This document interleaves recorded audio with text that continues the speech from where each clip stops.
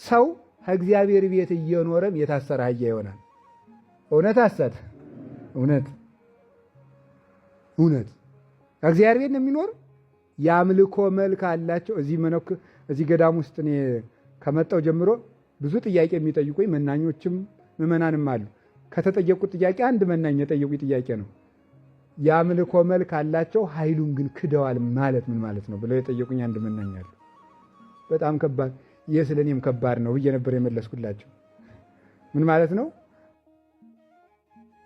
የአምልኮ መልክ አላቸው እስኪ በሉ፣ ምኑን ግን ክደዋል ነው?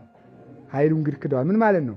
እግዚአብሔርን የሚያመልክ ሰው የሚመስል ሁሉ ነገራችን ይመስላል አይደል? ቀሚሳችን ይመስላል፣ ቆባችን ይመስላል፣ ሁሉ ነገር ይመስላል፣ አነጋገራችን ይመስላል፣ እምንውለበት ቦታም ይመስላል። እግዚአብሔር ይፈርድብኛል ብለን ፈሪሃ እግዚአብሔርን ግን ትተናል ማለት ነው።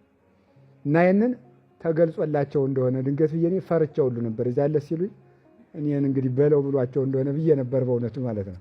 ሐሳቤን ግን ስነግራችሁ እንደው የፈለግኩት ምንድን ነው፣ የትም ቦታ የታሰረ አህያ አለ። ያም መፈታት አለበት ነው። መፈታት የሚገባን እንደሆን ያ ምንድን ነው? የኃጢአት ማሰሪያ ነው። ለምደዋል። እናቲቱ መጫን ለምዳለች። ይሄ ደግሞ ሕግ የለመደ ነው።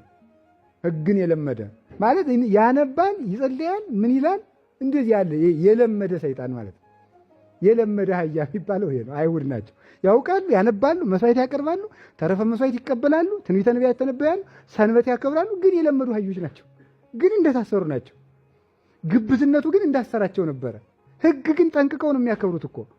ሰንበትን እኮ ውሃ መቅዳት ብቻ አይደለም፣ የጧት ከዘረጋ ሳያጥፍ ነው የሚውለው። ሰንበት ነው። ከተቀመጠ እንደተቀመጠ ነው የሚሉት የአይሁድ ሰንበት አከባበር ማለት። በጥንቃቄ ያከብራሉ። ግን የታሰሩ አህዮች ናቸው። ልማድና ግብዝነት። የአይሁድ ማሰሪያቸው ምንድን ነው? ግብዝነት ይባላል። ይህን ያሰራቸው። ሕግ ያለመደችው ደግሞ ምንድን ነው? ውርንጫይቱ ደግሞ ያቸው የመጫን ያለመደች ሲጭኑባት በዚህ ማሽሎክ በዚህ ማለት ደግሞ የጀማሪው ነው ደግሞ ማለት ጀማሪው ዝም ብሎ በዚህ ማሽሎክ በዚህ ሹሉክ ያልተገራ አህያ ማለት ነው። እንደዚያም ያለን ደግሞ አለን። የለመደ አህያ አለ፣ ደግሞ ገና ያልተጫነ አህያ አለ። መሽሎክ የሚወድ ማለት ድብቅ የሚል ጭነት የማያሰላ ማለት ነው። ሁሉንም እንድንለምደው እግዚአብሔር ይርዳን። የለመድነውን ከልማድ ማሰሪያ ይፍታን። ያልለመድነውን ደግሞ ሕግ የመሸከም ጉልበት ይስጠን። ይሄንን ነው ደግሞ ሕግን ከመሸከም ይልቅ መሽሎክሎክና ውስጥ ለውስጥ መሄድን እንወዳለን ማለት ነው። ይሄ ሁሉ ምን ያስፈልገዋል? ትዕግስት ያስፈልገዋል። የለመደውም ኑሮ ይስተካከላል። መጫን ለመደው ደግሞ ነገ ይጫናል። ጀማሪ ሰው እንደሚያስቸግር ማወቅ አለባችሁ ማለት ነው። ሰምታችኋል?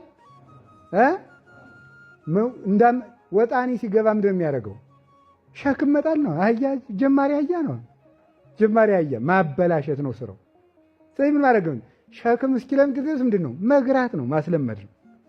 በቀር ውርንጫ ሸክም በጣለ ቁጥር እያባረሩ ከሰደዱት ምን የለም። የለመደ አህያ ሁል ጊዜ አይገኝም። ማልመድ ነው ገርቶ።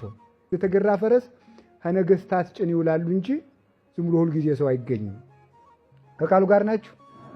ስለዚህ ሁላችንንም ያስተካክለን።